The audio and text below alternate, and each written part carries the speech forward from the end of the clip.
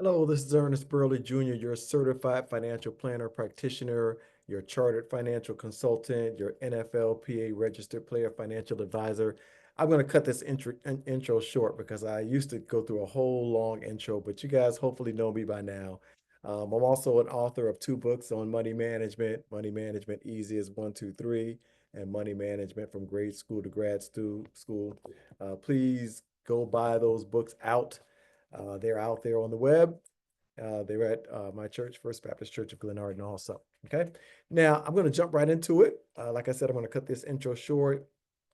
Y'all know my main focus is financial planning. I focus on wealth management. Um, I'm Series 6 licensed, 663 and 7 licensed because I offer securities products for clients, also insurance license. So um, I have clients all over the country from the north to the south, east to the west, and I try to help clients in every different arena I can. If it deals with financial services, financial planning, insurance, things of that nature, that's my goal to help people out in those arenas. Okay. So let's jump right on into the podcast. I'm not going to delay us any longer. So, and it's been a while. I know it's been a while, but I've been very, very busy over here. Did y'all miss me? Hope you did. But my YouTube channel has all of my podcasts on it, so I have a lot of good information on already. But I like to try and get some new information out there to you guys on a normal basis. So I apologize for it's not being on here for it's been a couple of months, at least a few months. So sorry, I'm back. All right, today's podcast is titled um, the top three things to do with your cash. Okay, top three things to do with your cash.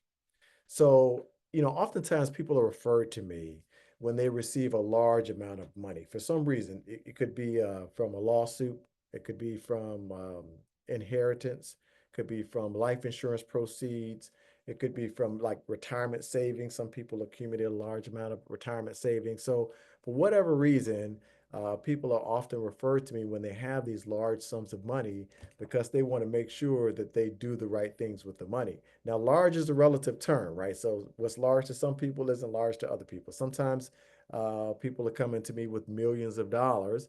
Sometimes it's a few $100,000. Sometimes it's $10,000, $20,000. So large is a relative term, right? But in either case, people usually want to make sure they're doing the right thing with the money. And it's my job to offer advice and recommendations on that. Now, sometimes the money is their own money. Sometimes it's money that came to them one way or another. Sometimes it's an organization's money. So sometimes they're on the board of directors at an organization, and they have this pool of money, and they're like, "Hey, what can we do to kind of strategize and optimize our use of this money?" Sometimes it's the church's money. So I deal with a lot of pastors, a lot of CFOs, a lot of trustees.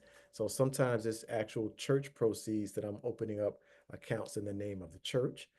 Sometimes it's a minor's money. Like I said before, there may have been some type of injury to the minor, either from lawsuit proceeds or from birth. It might have been a medical situation. I've had that happen to where something happened to the child, and the proceeds were put to the side until the child becomes age of majority. Also, sometimes it's a situation where a parent passed or a relative passed or someone passed and left that minor money. The minor can't open up an account themselves, so it has to go into a custodial account, a custodian account. So, it's for different reasons as to why the person has the money and whose money it is. Sometimes it's an athlete. So you have these NIL deals. As a matter of fact, one of my clients now, he's been a client since he was a young guy. Now he's about to get an NIL deal. And, he saw how you can strategize and kind of optimize your money. He saw that from a young child all the way up to now. He's a teenager, and he wants to do the same thing with his NIL deal, right? He doesn't want to blow it, right? So that's the type of situations I'm talking about, but it could be anything. I'm just throwing some things out there that have come across my desk. Now, in either case, there are a few top key areas you want to focus on when you have money at your leisure, right? I'm saying at your leisure because it's like a large influx of money or some money that you don't customarily have in your possession or at your disposal. So here are three top things you want to make sure you do with your cash. The first is you want to shore up your emergency savings. very important. A lot of times I ask people what their emergency savings situation is, how much do they have in savings, and it's often zero or $100, $1,000. Yeah, you got to shore that up. So ideally, I like the clients to have 12 months of their expenses in cash. That's the ideal.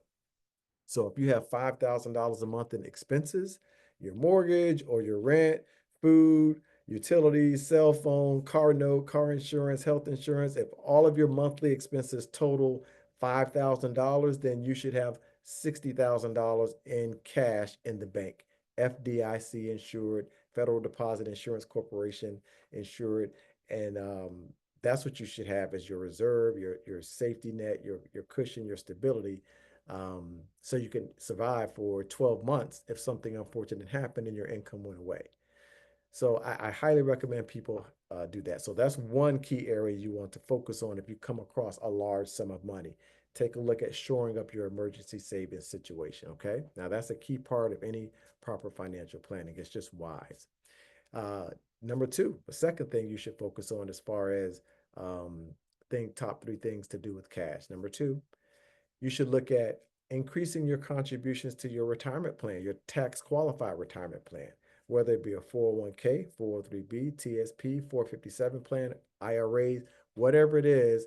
Look at increasing your contributions to your tax qualified retirement plans.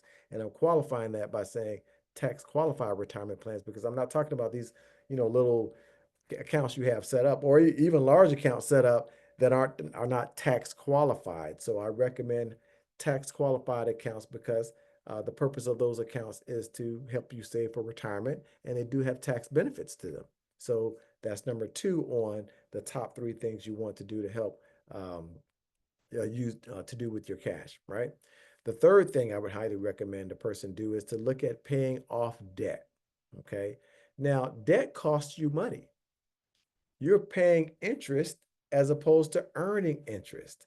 That's the wrong, it's going in the wrong direction, right? You don't want interest to be going away from you. You want it to be coming towards you. You want to earn or gain interest, not be paying out interest on debt. So that's another thing you should look at, paying down debt. You want to make sure, some of the low hanging fruit, I call it low hanging fruit. So the smaller debts, it might be a few $100 or a few $1,000s or what have you, knock those right on out if it's a large sum of money that you receive. Now, if it's a large debt like 50, 80, $100,000, then we have to think about a different strategy depending on how much money you receive. So all of this is contingent on the amount of money that you have received. So, but that should be number three on your top three things to do with cash. Now, these are in no particular order, right? They can go in any order. Truthfully, I do normally start out with that emergency savings though, because that is very important.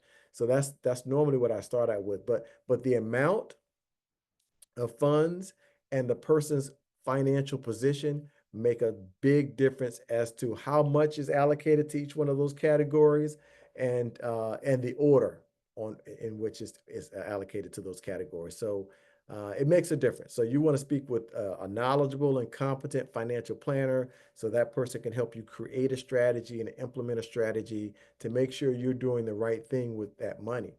To optimize your situation, right? To benefit you, to benefit your family, whomever you want to benefit as a result of those funds that you have received. You don't want to blow it. You don't want to mess it up. You don't want to do the wrong thing with the money. So those are your top three things to do with your cash. Okay. If you have a large influx of cash for some reason, shore up your emergency savings, look to increase your contributions to your tax qualified retirement plans, and look to pay off or pay down debt in an aggressive fashion.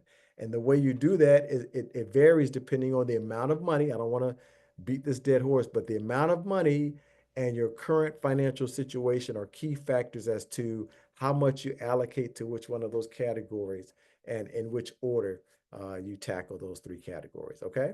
And that's it for today's podcast. Thank you guys for tuning in. I appreciate you tuning in whenever I send these out. I appreciate you going to my YouTube channel and subscribing. I still have got, people subscribing, even though I haven't done a podcast in a while. And I always have people reaching out to me and saying, "Hey, yeah, I saw your podcast," or something. They're calling for some reason, but they've gotten information on my YouTube station and my YouTube channel, and I'm so glad it's still out there and it's helping people either, think things through or reach out to me or reach out to whomever, just get the information and make sure you're doing the right things for yourself and for your family. So go to my YouTube channel. It's in my name, Ernest Burley Jr. Click on there, subscribe. I ask that you forward that link to all of your friends, family members, church members, co-workers, everyone that you're affiliated with and people that you know. Click on it, the link, forward the link to others and ask them to do the same. Say, hey, forward this link to everyone and have them subscribe to the channel and click through there. I talk about a wide variety of topics, from real estate to financial planning to investing to asset allocation, insurance, all different types of topics, and how to improve your credit score, all different types of topics in there. So, click around in there. I'm sure there's something to help you out that will be useful and helpful to you. Okay. If you want to connect with me, very easy to do. You can email me at ernest@ernestburleyjr.com. It's my first name at my full name.com. Or you can call my firm, 301-262-2600 is the number here. Or you can go to my website, which is just my name, ernestburley.com or ernestburleyjr.com. And I have a lot of great information on my website too, or you can reach out to me from my website and I'll reach back out to you. Very easy. Okay. I think that's it for today's podcast. I want to try and make these things short and sweet. And I'm going to try and get back out there. I used to have one out for you guys like every week, but I kind of fell off the pony here the past few months, but hopefully we get back on there, right? Okay, that's it for today's podcast. Oh, today I have to show you this, not today, but every time I have to show you my disclosure. It's supposed to be reading this thing. This would be another 2 minutes, right? So that's my disclosure. That's enough time for you to have read it. I have to put that up there. So that's it. I appreciate you guys tuning in. I ask that you forward it to others. I ask that you buy my books out. And you can do it as a summer vacation type situation, not vacation, but maybe family reunions, things of that nature. Hey, buy a bunch of books and give them out to your family members and what have you. Also your churches, etc. Okay. That's it for today's podcast. Hey, thank you guys for tuning in. Y'all take care and y'all be safe out there. Okay.